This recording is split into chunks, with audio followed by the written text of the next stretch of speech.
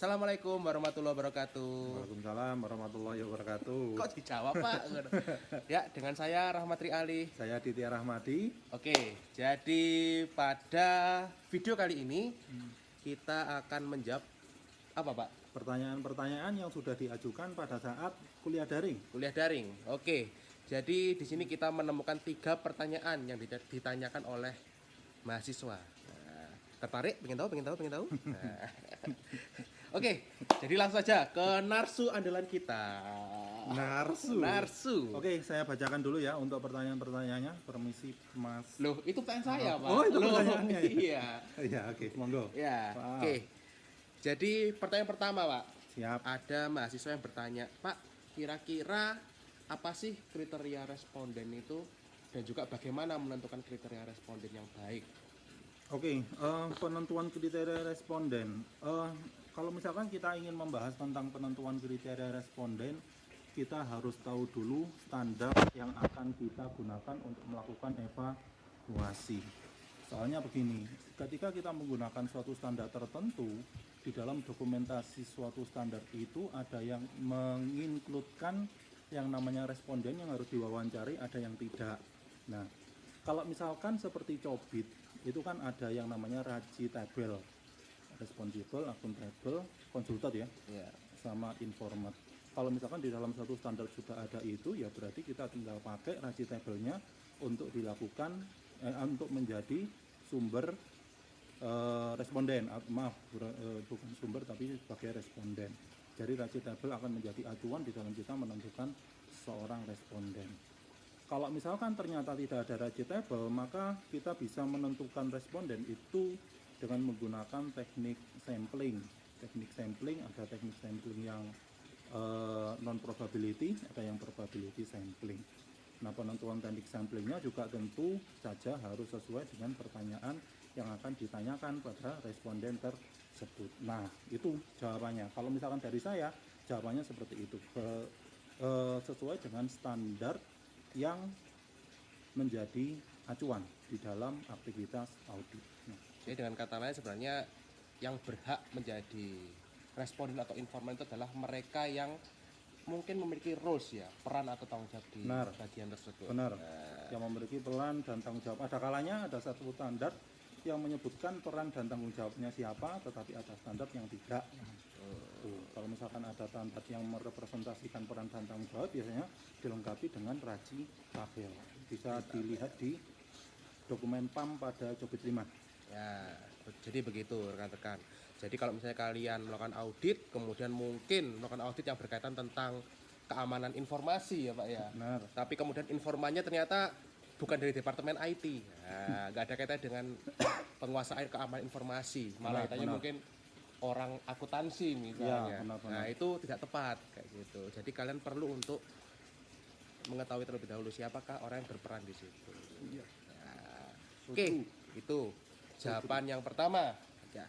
Yang kedua Pak Adit, ini juga ada pertanyaan. Jadi ada rekan-rekan mahasiswa kita yang mereka itu tertarik untuk melakukan skripsi ataupun PKL mengenai topik evaluasi dan audit. Nah, tapi mereka itu kebingungan, ada kendala. Mereka sebagai mahasiswa, mereka nggak mungkin orang di luar organisasi.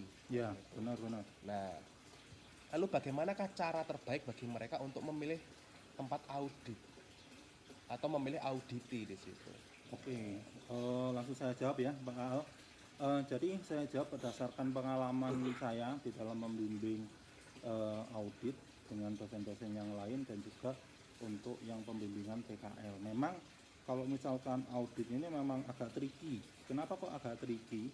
Karena biasanya yang saya bimbing itu adalah anak-anak yang memang memiliki koneksi di dalam organisasi yang dilakukan audit. Ya. Kenapa kok harus memiliki koneksi? Karena namanya juga audit. Ketika organisasi dilakukan audit, maka organisasi akan khawatir yang namanya data-datanya itu akan diekspos ke orang banyak. Itu yang harus dipahami pertama kali. Ya, jadi organisasi itu tidak serta-merta bisa menerima suatu judul audit ya, karena itu ada kekhawatiran bahwa dokumen-dokumen yang sensitif itu akan bisa diekspos ke orang banyak. Itu yang pertama. Maka di sini harus ada yang namanya dukungan dari orang terdekat. Kalau bisa orang terdekatnya itu ya orang yang bekerja di organisasi yang akan dilakukan audit.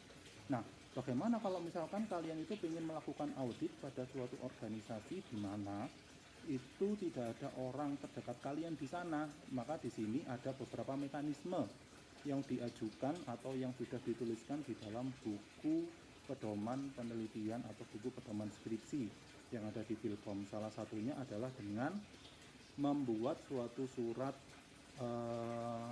izin untuk melakukan pengambilan data di organisasi audit, organisasi yang akan diaudit.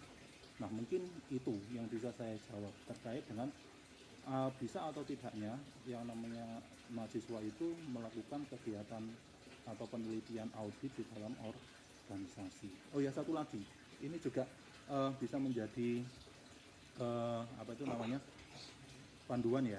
Jadi kalau misalkan ingin melakukan audit itu coba tanya, atau penelitiannya audit ya, itu coba tanya kepada dosen-dosen yang dia itu banyak proyeknya di pemerintahan. Nah, biasanya di situ akan bisa diarahkan ke organisasinya atau pemerintahan yang sudah dilakukan proyek oleh dosen tersebut. Seperti itu. Oke, jadi dari situ ada 3 poin ya Pak ya. Ya, benar. Yang pertama adalah usahakan ketika kalian memilih auditi itu kalian sudah ada semacam channel untuk masuk ke situ. Dan yang kedua, semisal kalian tidak memiliki channel tapi kalian ingin melakukan audit, itu bisa melalui dosen yang memiliki hubungan dengan atau banyak proyeknya dan juga mengajukan surat kepada Filkom untuk mungkin diberikan rekomendasi. Nanti keputusannya apakah dapat izin atau tidak itu tergantung dari auditinya. Dari auditinya ya. Kita nggak punya power kan. Iya benar. Kita sama sekali nggak punya power. Iya. Ya, karena itu seperti yang sering kali dibahas kan di materi perkuliahan evaluasi dan audit ini bahwa perusahaan itu menjaga sekali siklesinya mereka. Benar. Nah, mereka dan ini ya, apa itu namanya? Biasanya kalau audit itu data-data yang diekspos itu ya data-data tentang IT master plan, terus habis itu tentang sakit, lakip atau laporan kinerja. Betul. yang mana itu data yang tidak boleh sebenarnya keluar dari perusahaan. Dan bahaya kan kalau misalnya di organisasi yang mungkin sifatnya komersil itu kan. Benar. Ada persaingan dengan antar instansi ini kan ini yang jadi problem. Ya, kalau strateginya diketahui nanti ditiru sama organisasi yang lain mungkin seperti itu. Ya, betul sekali. Ya, kecuali kalau mungkin mereka rekan-rekan sekalian ingin melakukan skripsi tentang evaluasi kepuasan, ya, benar. evaluasi penerimaan teknologi itu mungkin masih lebih acceptable lah ya daripada lebih mudah daripada melakukan. Betul. Oke, jadi itu jawaban dari pertanyaan yang kedua. Nah, pertanyaan yang ketiga, apa tadi yang ketiga, Pak? Yang ketiga itu ini kayaknya ini sudah pernah dibahas di dalam itu ya, videonya Pak Aal ya Pak. Makanya itu ada pertanyaan Pak. Jadi apa bedanya antara physical evidence dan juga dokumen evidence? Kayaknya juga sudah dibahas. Ini gimana ini? Gini. Mungkin ingin tahu wujud konkretnya. Wujud konkret ya. Iya. Oke. Jadi kalau misalkan dokumenter evidence, kalau dokumenter evidence itu kan dari teori yang sebenarnya kemarin udah ada ya. Itu sabar Pak. Itu sebenarnya dibagi menjadi 4. Yang pertama ada policy atau aturan. Yang kedua itu tentang standar ya, standar. Yang ketiga guidance dan yang terakhir tentang prosedur. Nah, kita akan coba untuk memberikan atau membahas masing-masing dokumen itu contohnya seperti apa dan definisinya apa. Kalau policy kan berarti aturan yang harus dipatuhi oleh setiap orang yang ada di dalam organisasi, baik itu pimpinan maupun bawahan. Contoh dari aturan kalau misalkan di UB itu adalah surat tugas yang sudah dikeluarkan oleh seorang dekan dari suatu fakultas tertentu.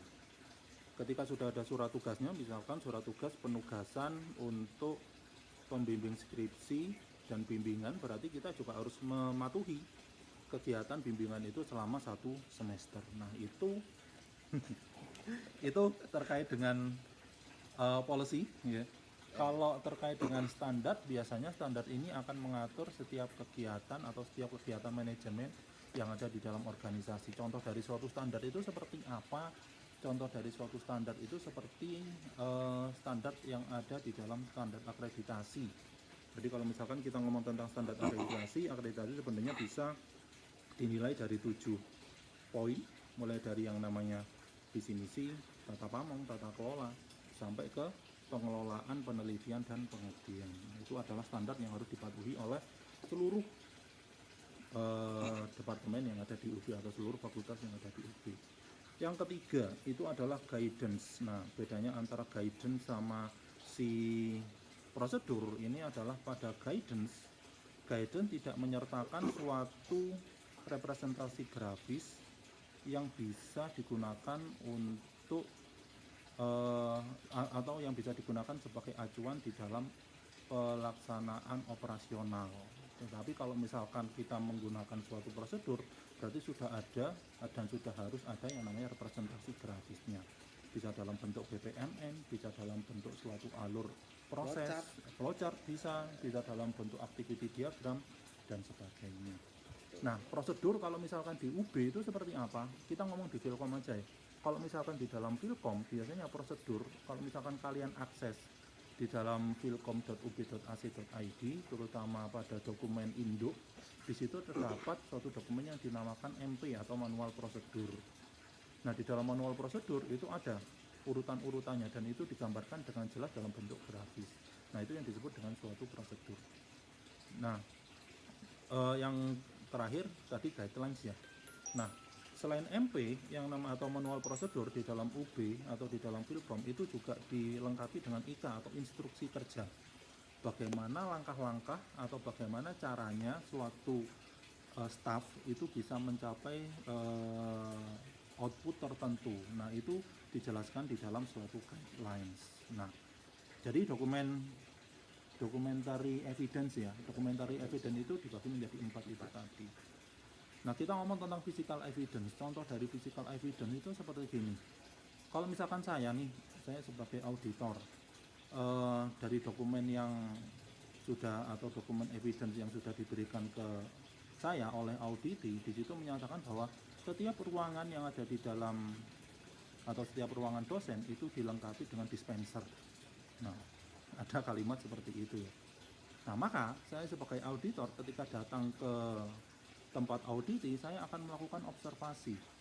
Apakah memang di tiap-tiap ruangan dosen itu ada dispensernya atau tidak? Ketika saya menemukan ada dispenser, maka dispenser itu akan menjadi suatu evidence yang berbentuk physical evidence. Nah, itu mungkin contoh-contohnya, Pak. Iya, terkait dengan physical evidence sama documentary evidence. Jadi kelihatan ya bedanya antara visual dan documentary. Oh, sebentar. Ya, jadi itu tadi bagian question and answer. Q&A dari saya dan juga Pak Adit. Bagaimana?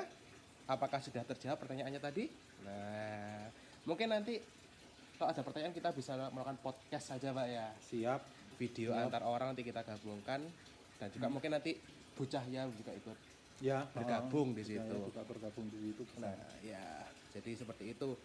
Dan ini mungkin insya Allah rutin tiap minggu ya untuk mendukung perkuliahan daring kita ini. Ya, benar. Ya. Bagaimana? Oke, kalau sudah puas, jangan lupa like and subscribe. Komen enggak? Komennya yang positif aja ya kalau gitu. Oke, kalau gitu sampai di sini ya. Ya. Oke, selamat pagi, selamat siang, selamat malam, tergantung kalian kapan menontonnya. Oke. Ya. Wassalamualaikum warahmatullahi wabarakatuh. Wabarakatuh.